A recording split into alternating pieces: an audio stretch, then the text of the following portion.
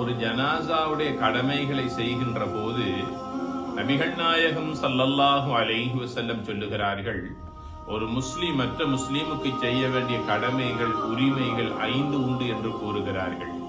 அதில் ஒன்று, ஜனாசாவின் கடமைகளை செய்கின்ற போது அதில் பிரதானமாக அல்லாஹுடைய நன்மையை எதிர்பார்த்து ஈமான் என்கின்ற இறை விசுவாசத்தோடு ஒரு ஜனாசா வீட்டுக்கு நாம் சென்று நாம் கலந்து கொள்ள வேண்டும். அங்கே சென்று வெறுமனே ஜனாசாவை பார்த்துவிட்டு செல்வதல்ல. நபிகள் நாயகம் ஸல்லல்லாஹு அலைஹி வஸல்லம் அவர்கள் கூறுகிறார்கள், யார் ஒருவர் ஜனாசா தொழுகையிலே கலந்து கொண்டு அதற்காக பிரார்த்தித்து அல்லாஹ்விடத்திலே பாவ மன்னிப்பை தேடிக்கொண்டு நல்லடக்கம் செய்கின்ற கபர் வரைக்கும் சென்று அந்த ஜனாசாவை நல்லடக்கம் செய்கின்ற அமலிலும் ஈடுபடுகிறாரோ அவருக்கு 2 உஹது மலை அளவு நன்மைகள் கிடைக்கும் என்று கூறியதாக சஹீஹ் முஸ்லிமில் இந்த நபிமொழி பதிவு செய்யப்பட்டிருக்கிறது. ஆக ஒரு உஹது மலையுடைய நன்மை தொழுகையை மாத்திரம் நிறைவேற்றியவருக்கு கிடைக்கும்.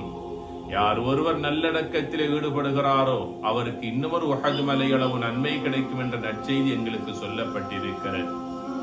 இன்றைய சமூகத்திலே காணப்படுகின்ற ஒரு வளமை என்ன தெரியுமா? ஜனாசாவுடைய செய்தியை நாம் கேள்விப்பட்டால் அந்த ஜனாசா இருக்கின்ற இடத்திற்கு சென்று விட்டு குடும்ப உறவுகளை சந்தித்து விட்டு நாம் சென்று விடுகிறோம். தொழுவதும் அல்ல, ஜனாசா நல்லடக்கத்தில் நாம் கலந்து கொள்வதும் அல்ல.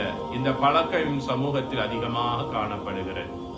உண்மையிலேயே ஜனாசாவுடைய கடமையை செய்வது என்பது அந்த தொழுகையிலே நாம் ஈடுபடுவதும் ஜனாசாவின் நல்லடக்கத்திலே நாம் ஈடுபடுவதும் தான் அந்த ஜனாசாவுக்கு நாங்கள் செய்ய வேண்டிய ஹக்காக உரிமையாக இருந்து கொண்டிருக்கிறது.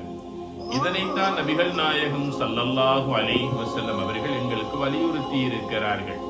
ஆக ஒரு ஜனாசா செய்தியை நாம் செவிமடுத்தால் அந்த ஜனாசாவை பார்ப்பதோடு மாத்திரம் நிறுத்திக் கொள்ளாமல் தொழுகையில் முழுமையாக நாம் ஈடுபட்டுக் கொள்ள வேண்டும். அதனை நல்லடக்கம் செய்கின்ற அந்த நல்ல காரியத்திலும் நாம் ஈடுபட்டுக் கொள்ள வேண்டும். அந்த 2 அமல்களையும் நாம் செய்கின்ற போது 2 உஹது மலை அளவு நன்மைகள் எங்களுக்கு கிடைக்க பெற்ற நிலையில் நாம் அந்த இடத்திலிருந்து சென்று கொண்டிருப்போம். எல்லாம் வல்ல ரஹ்மான்